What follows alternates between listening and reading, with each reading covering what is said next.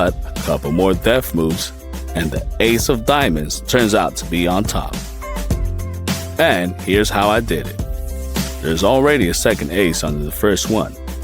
Now I smoothly move the upper ace down and lower one up. When the cards are on par, I push the second ace to the top of the half deck. Look at this king. I will cover him with my hand a little, and I'll gently lower him into the glass. Nothing unusual happened. But now we will enchant the glass. Let's repeat our trick.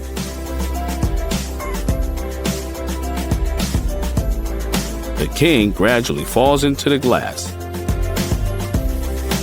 But there's another card in the glass.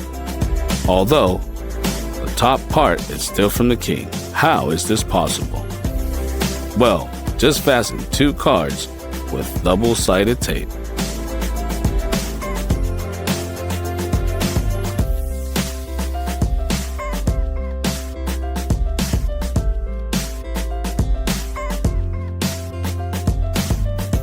And when they go down into the glass, just pick the top one so that the bottom card is visible.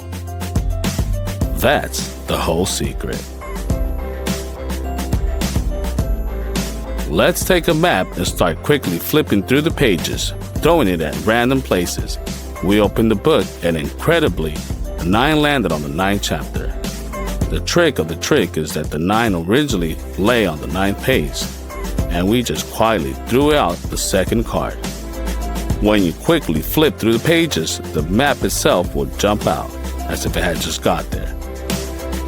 Let's try to put a card on the glass, and put a coin on its edges. The structure is falling. Let's try to push the card a little further, but the coin still outweighs. Then pour water into the glass to the brim.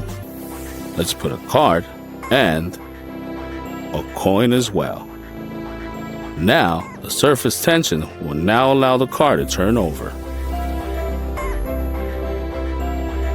Let's take an ordinary card and put it on.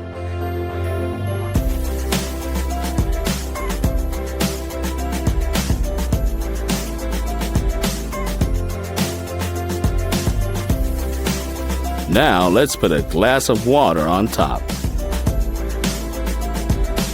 It withstands its weight and stands still. As you can see, there are no threads or supports, just a regular map. But the secret is that the card is not quite ordinary. It is double and it's retractable. Half serves as an additional fulcrum.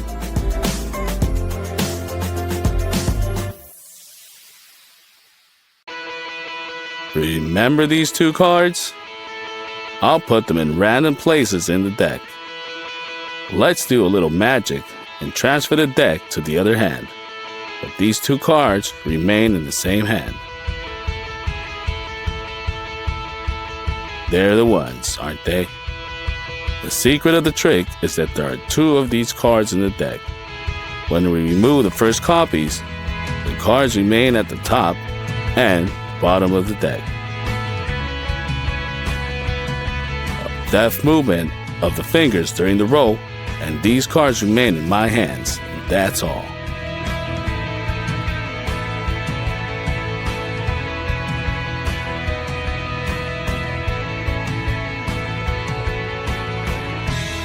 Let's take a brand new deck of cards just out of the box.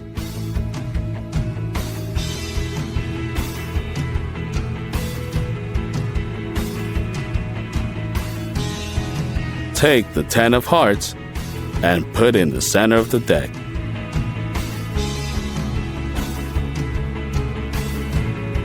Now let's pack the cards back into the box. And now the magic begins.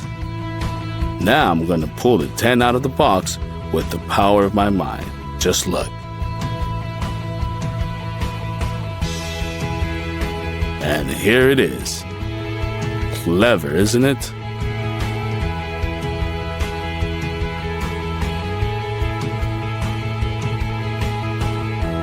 For this trick, we will need to cut out a window like this in several cards.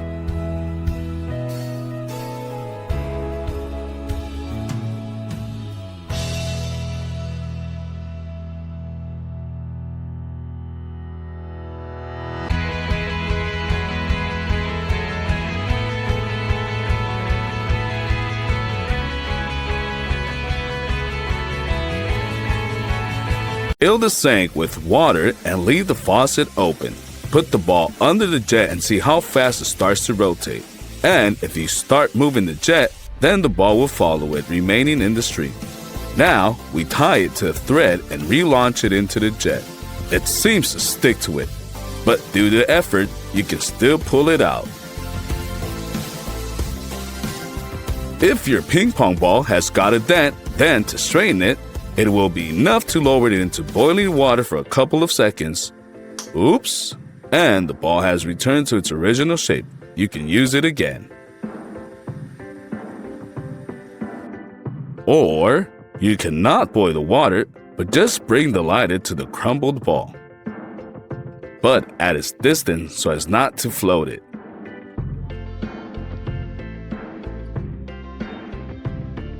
In a matter of seconds, both the original shape and the former jumping ability return to him. He looks like a brand new one. Turn on the hairdryer at maximum power and place the ball in the airflow. It begins to float in the air, moving up and down. It stays even in the flow even if you tilt the hairdryer.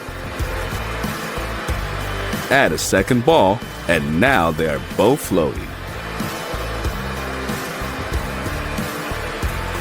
We will substitute a bushing over them and they abruptly fly through it. Let's see again. And here's the maximum angle at which a ball will still stay in the steam. Let's take the most ordinary cocktail tube, bend it at right angles, lean it against our lips and start blowing hard inside, and put a ball on the other end. See how fast it rotates, and at the same time it remains on the tube. The duration depends only on your lung volume. And now the same trick, but with the funnel. We blow into it, and the ball begins to rotate. Even if it's not for long, it's harder than it seems.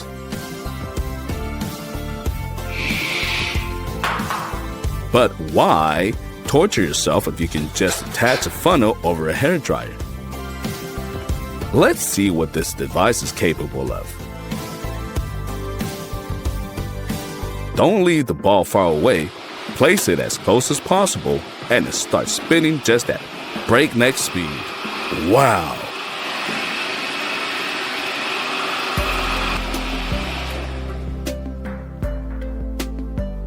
Let's look at how high the ball usually bounces if you don't give it acceleration. Decent, but surely you can do more. Of course you can. Let's take a glass of ordinary water. There shouldn't be a lot of it, just enough to put the ball in the center and stay afloat.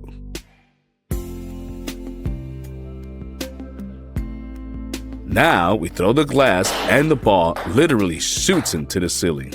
Let's do it again.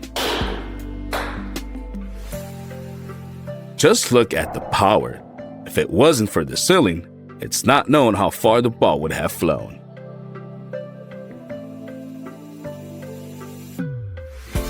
Have you ever set fire to a ping pong ball? Let's compare its Gorenge process with Gorenge paper. Wow! This is a powerful flame. It even makes him move.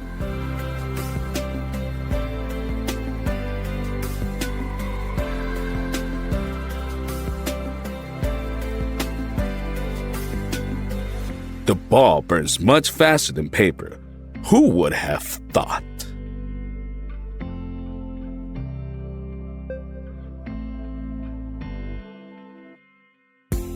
Now, we will take the ball and use scissors to cut it into small pieces.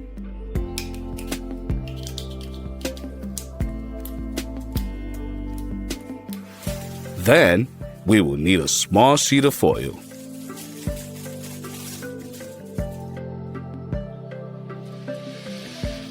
We put the pieces of the former ball inside the sheet and wrap it exactly like a candy wrap.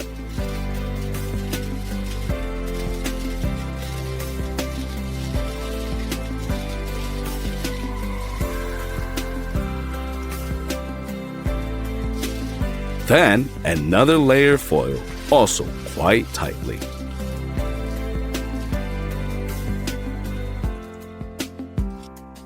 Let's put our candy in an empty aquarium. Bring the fire and start gradually heating the foil until suddenly smoke appears. Take your hands off and look! There's a release of flame as if from a flamethrower.